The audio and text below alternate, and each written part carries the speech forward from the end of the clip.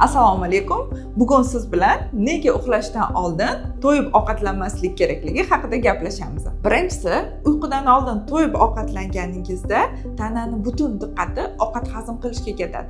Aslida esa biz uxlaganimizda bizda to'qimalar tiklanadi, gormonlar yangilanadi va immunitet kuchliroq holatga keladi. Oshqozon to'la bo'lganda barcha e'tibor undagi ovqatni hazm qilishga qaratiladi va siz tongda uyg'onganingizda o'zingizni holsiz va zaif his qilasiz. Ikkinchidan, bu jig'ildon qaynashiga olib keladi. Oshqozon to'la bo'lgan paytida siz ko'ndalang holatda yotib olsangiz, oshqozondagi xlor kislotasi qizil o'ngachga sakrab o'tishi mumkin. Bunday holatda siz yotganingizda yoki uyquga ketayotgan paytingizda ko'krak qafasida qizish yoki ovqatni chala hazm bo'lishini his qilasiz. Bu esa to'laqonli uyquga xalaqit beradi. Uchinchisi, bu ortiqcha vazn. Kechqurun to'q qoringa uxlasangiz, moddalar almashinuvi ketma-ketligi buziladi. Bunday holat uzoq vaqt davom etaversa, oshqozon, ichak moddalarni oxirigacha hazm qilmaydi va ular to'planib zaharga yoki tanada shishlarning ko'payishiga olib keladi. To'rtinchisi, bunday holat tanada ikkinchi tur qandli diabet hosil bo'lishiga olib kelishi mumkin. Sababi, kechki payt qon tomiridagi glyukozaga sezgir bo'lgan retseptorlar kam ishlashni boshlaydi. Agar biz kunduzi yoki ertalab shakarli mahsulotlar yesak, ular tezroq so'riladi va hazm bo'lishi mumkin. Ammo kechqurun bunday holat tabiatdan sekin ishlaydi va biz bu holatda shundoq ham sekin ishlayotgan moddalar almashinuviga yanada haddan ortiq ko'proq uglevodlarni, haddan ko'proq shakarni yuklama qilib beradigan bo'lsak, bunday retseptorlar shakarni o'z vaqtida o'zlashtira olmaydi. Undan keyingisi shakarni o'zlashtiradigan insulin gormoni. Insulin gormoni kechga tomon kamroq, sekinroq ishlashni boshlaydi. Bu esa eng asosiy shakarlarni hazm qiluvchi gormon hisoblanadi. Ya'ni ularni hujayralarga olib borib, qonda yig'ilishini kamaytiradi. Ammo biz kechki payt yoki uyqudan oldin ko'p uglevodlar, shirin mahsulotlar, xamir mahsulotlari iste'mol qiladigan bo'lsak, bu yerda glyukozani qonda uzoq vaqt turishi, chala hazm bo'lishi sababli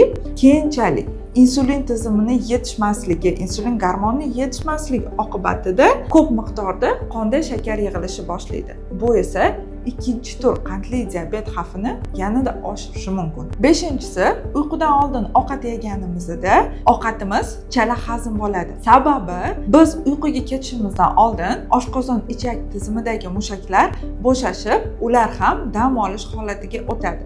Biz uxlayotganimizda yurak, o'pka, buyrak kabi gormonlar ish faoliyatini davom etadi. Ovqat hazm qilish gormonlari kechasi dam olishga mo'ljallangan. Agar biz uyqudan oldin ko'p ovqat yeyishni boshlasak, ovqat chala hazm bo'ladi. Sababi, oshqozon, ichaklar, mushak organlari bo'lganligi sababli ular bo'shashgan holatda bo'ladi va ovqatni to'liq hazm qila olmaydi. To'liq hazm bo'lmagan ovqat keyinchalik ichak yo'llaridan to'g'ri ichakka o'tishga qiynaladi. Bu esa bemorlarimizda uzoq vaqt davom etgandan so'ng keyinchalik orttirilgan qabziyat holatiga olib kelishi mumkin. Shu sababli ovqatimiz yaxshi hazm bo'lishi uchun, u ichaklarda turib qolmasligi uchun yoki ichaklarda najas holatida qotib qolmasligi uchun biz ovqatni uyqudan oldin, asosiysi uyqudan 3 soat oldin tanovul qilishimiz kerak. Masalan, kechqurun soat 9 da uyquga ketadigan bo'lsangiz, soat 6 da